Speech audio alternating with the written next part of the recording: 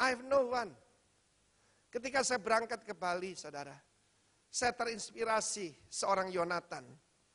Banyak orang kenal sekarang Timotius Arifin, tapi tidak ada seorang pun kenal dengan Chang Tohang. Berapa banyak saudara pernah mendengar hamba Tuhan namanya Chang Tohang? Angkat tangan. No one of you. Tapi dialah saudaraku, pahlawan gagah perkasa itu. Ketika saudaraku dia berada di Cina, di sebuah sekolah Alkitab, dan dia membaca. Zaman dulu belum ada internet. Ada satu suku yang tidak ada satupun Kristen. Itu suku Bali. Dia ninggalkan Cina. Tidak kenal siapa-siapa, dia pergi ke Pulau Lombok. Di Lombok ada komunitas Bali, dia belajar bahasa Bali di sana. Dan dia nyebrang ke Pulau Bali untuk mengabarkan Injil. Dia diludai, dikata-katain, dipukulin, saudara. Tidak ada orang bertobat, saudara. Sampai satu hari, pembantunya, saya lupa namanya, Niluh Sapa gitu, bertobat, saudara. Suku Sudra. Lewat dia bertobat, saudara. Saat itu ada seorang pemimpin Bali yang marah sekali pada dia. Dan dia diundang untuk diracuni. Diberikan teh, dikasih racun. Encik Chang Tohang ini, saudara, dia percaya bahwa dia rasa ini sesuatu tidak benar. Tapi Tuhan berjanji, kamu akan minum racun maut. Dan itu tidak akan mencelakakan kau. Dia berdoa dalam nama Yesus, dia minum. Waduh, pemimpin bisa nunggu. Badannya tinggi, gede. Orang sana kan gede besar, saudara. Ya, kumis pakai perewok begitu. Tidak mati. Bahkan ceknya minta lagi Pak, tehnya. Saya mau beritahu saudara, kalau itu mungkin saya tambahin sedikit. Tapi di buku itu, pemimpin itu bertobat. Lewat dia bertobat, saudara. Itulah orang-orang Kristen pertama dibaptis oleh Chang Tohang di sungai, saudara. Dan mulailah terjadi penganiayaan. Tapi orang ini pantang mundur. Ketika ada yang meninggal, wah, tidak boleh dikubur. Tanah ini miliknya dewa. Dewa Betara, bukan miliknya kamu. Mereka tidak kurang akal, saudara. Ya, yang meninggal di mayatnya digantung di pohon. Mereka tinggal di desa sini, di sana mereka dikeluarkan dari desa tuh, anginnya ke arah desa sana. Nah itu satu desa bau mayat semua. Mereka mabuk, muntah-muntah, saudara. Ya sudah kubur, wong gendeng. Dikubur, saudara. Tapi dikubur, digali lagi. Dimutilasi, saudara. Chang Tohang memungut potongan daging yang busuk itu. Dikuburnya di dalam hutan. Saya bilang, Tuhan, ini Jonathan. Dia menginspirasikan saya untuk berangkat ke Pulau Bali. Saya tinggalkan kota Surabaya. Saya berterima kasih pada rekan saya Budi Santoso yang memberikan saya buku kecil itu. Riwayat penginjilan di Bali. Sampai hari ini saya lagi cari fotonya Chang Tohang. Mau tak pasang di kantor saya, saudara. Sebab saya pernah lihat fotonya. Orangnya enggak ganteng, saudara. Saya pikir kalau ganteng dipakai Tuhan, oh biasa saja, biasa sasa.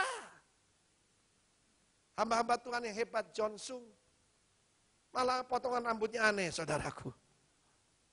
Saudara mungkin orang biasa, tapi yang penting punya Tuhan yang luar biasa. Berikan tepuk tangan buat Tuhan, saudaraku. Akan ada David yang terinspirasi oleh saudara. Saudara tidak bisa memisahkan Daud dan Goliat dengan kisah daripada Jonathan ini. Dia merangkak naik dengan sikut dan lututnya. Coba raba sebentar lutut saudara. Kalau mulus, tidak heran saudara selalu kalah. Ketika saudara mengambil sikap seperti itu, kau akan mengalami kemenangan. Yang terakhir, the power of blessing. So tahu, the power of the covenant, saya mau tambahkan satu lagi. Ketika dia membunuh 20 pasukan pengawal itu, terjadi kegemparan luar biasa di kemah orang Filistin. Dan terjadi gempa bumi yang sangat hebat, 1 Samuel 14 saudaraku. Terjadi gempa bumi, keributan yang luar biasa saudaraku. Di dalam ayat ke-15, timbul kegentaran. Kenapa? Baca Ulangan 2 ayat 25. Tuhan berkata, aku mau perjanjian dengan engkau. Bangsa ini akan kubuat takut dan gentar kepadamu. Di Bali saya mengalami tantangan. Ada orang cari perkara dengan saya. Tapi saya pegang firman Tuhan ini. Coba Ulangan 2:25. Pada hari ini aku mulai mendatangkan ke atas bangsa-bangsa di seluruh kolong langit. Keseganan dan ketakutan terhadap kamu. Sehingga mereka menggigil dan gemetar karena engkau. Apabila mereka mendengar tentang kamu. Amin. Gemetar. Meredek. Ketemu dengan kamu. Itu janji Tuhan. Bahkan Tuhan berjanji seekor anjing pun tidak boleh menggonggong kepada bangsa Israel. Kalau saya difitnah orang, saya sebutkan begini. Jangankan kamu, seekor anjing pun tidak boleh menggonggong pada orang Israel. Ada orang berkata, kalau anjing menggonggong biarlah kafilah berlalu. Mbok, enggak mau saya saudaraku. Saya bilang, kamu tidak boleh menggonggong. Kita punya kuasa. Yang terakhir, the power of blessing. Gemetar itu begitu luar biasa. Kalau saudara baca 1 Samuel 14, mereka saling membunuh ayat 20. Kemudian berkumpullah Saul seluruh rakyat bersama dengan mereka sampai ke tempat pertempuran. Tampak setiap orang menikam temannya dengan padang. Suatu huru hara yang sangat besar. Karena itu betul istri saya. Dia berkata begini, bubar, berantakan. Boleh lagi tambah sayang, kacau balau. Gitu saudara. Amin saudaraku. Saudara diberi kuasa di mulut saudara. Berikan tepuk tangan buat Tuhan. Yang terakhir. The power of blessing. Kuasa berkat Tuhan. Ayat 27. Dalam 1 Samuel pembacaan berikutnya pasal 14. Saul membuat satu perintah yang bodoh sekali. Orang dalam keadaan perang suruh puasa. Puasa perang zaman dulu semata-mata mengandalkan fisik. Disuruh puasa, saudaraku. Ya semaput kan. Bahkan ceritanya sampai mereka ketika menjara itu, mereka makan daging tanpa dimasak. Nah saudara, di dalam ayat 27 ini dikatakan, Yonatan tidak mendengar bahwa ayahnya telah menyuruh rakyat bersumpah. Ia mengulurkan tongkat yang ada tangannya dan mencelupkan ujungnya ke dalam sarang madu. Kemudian dia mencedoknya ke mulutnya dengan tangan, lalu matanya menjadi terang lagi. Baca Mazmur 19 ayat 9, ayat sungguh terakhir. Mazmur 19 ayat 9. Titah Tuhan itu tepat. Menyukakan hati. Perintah Tuhan itu murni. Membuat mata apa? Bercahaya. Ibu-ibu mau matanya bercahaya? Gampang. Penuh firman Tuhan. Amin. Kapan itu saya pernah ketemu seorang ibu. Saya jadi merinding. Kenapa? Matanya hijau, saudara. Loh Indonesia kok matanya hijau? Catwoman, saudaraku. Wanita kekucing-kucingan. Tapi firman Tuhan berkata titah Tuhan itu tepat. Menyukakan hati. Perintah Tuhan itu murni. Membuat mata bercahaya. Ketika dia ngambil madu murni gambaran daripada semua berkat Tuhan. Matanya bercahaya. Siapa yang matanya bercahaya? Yang punya pengharapan. Kalau saya ketemu orang matanya redup itu. Ya, orang boleh cantik kalau matanya redup jadi jelek, saudara. Lia dan Rachel. Dua-duanya cantik cuma beda matanya. Yang satunya, Lea itu namanya 5 watt. 5 watt, saudaraku.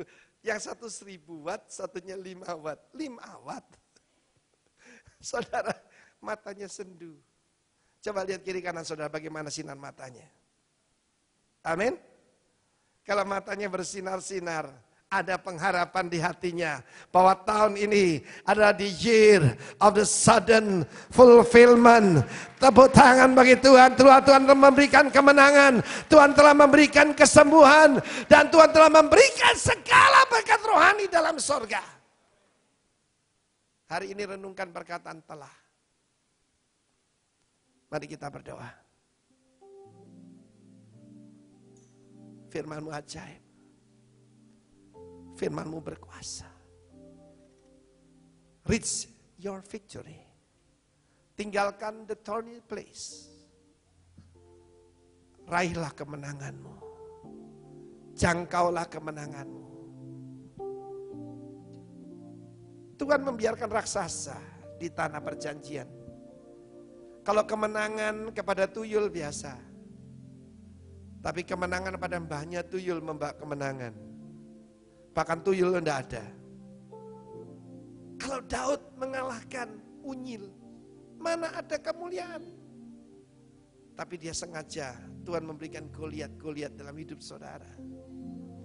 Kelihatannya utangnya begitu banyak. Kelihatan masalahnya begitu besar. Remember, you have the power of the covenant.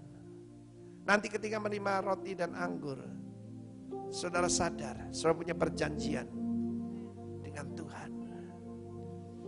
Saudara mengalami sunat hati. Ingat the power of agreement. Kalau ada berselisih dengan pasangannya, bertobat hari ini. There's power in agreement. The power of faith. The power of the spoken word. Hallelujah.